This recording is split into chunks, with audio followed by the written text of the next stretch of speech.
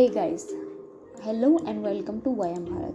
Today we'll be talking about Nazism and the Rise of Hitler Part 1, which is a chapter of Class 9th CBSE History.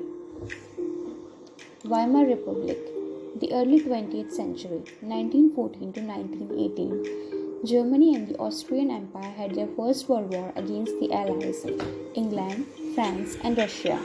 Germany took control over France and Belgium, but due to the support of US Army, Allies won and defeated Germany in the November of 1918. A democratic constitution was established at Weimar. Germany was held responsible for this war and for the consequences that the Allies had to face. The consequences of the war. The First World War had a devastating effect on the European society. The soldiers were leading a miserable life. Almost all the resources of the continent drained out.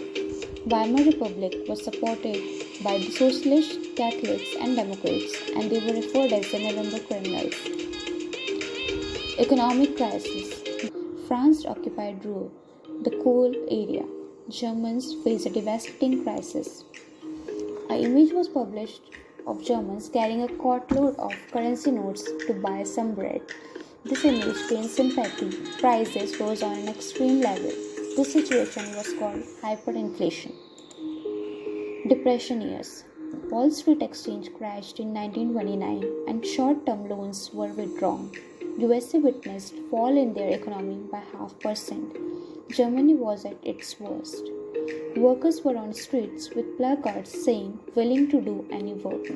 Criminal activities were on rise. Weimar Republic had defects like Article 48, which allowed the president to impose emergency at his own will. Another defect was propositional representation. The rise of Hitler. Born in 1889, Hitler came from a poor background. He served as a messenger in the First World War. He joined the German Workers' Party, which later known as Nazi Party. Nazism was a mass movement during the Great Depression. During the Depression, the economic collapse and workers were going through a lot of struggle. The Nazi Party came as a hope for these workers. Hitler was a powerful orator.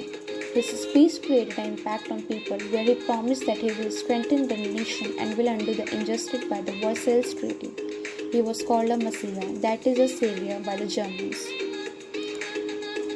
Destruction of democracy.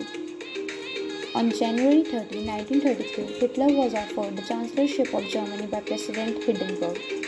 The first decree of 28 February 1933 suspended civic rights like freedom of speech, press, and assembly that were guaranteed by the Weimar Constitution. On 3 March 1933, an Enabling Act was passed which imposed dictatorship in Germany. Economic reconstruction. A state-funded work creation program was launched in order to provide work for the people. This project also launched the people's car, Volkswagen. Hitler reoccupied Rhineland in 1936 and integrated Austria and Germany under the slogan, "One people, one empire, and one leader." Thank you for watching the video. Nazism and the Rise of Hitler Part 2 is coming soon. For more details of our courses, please visit Weimar.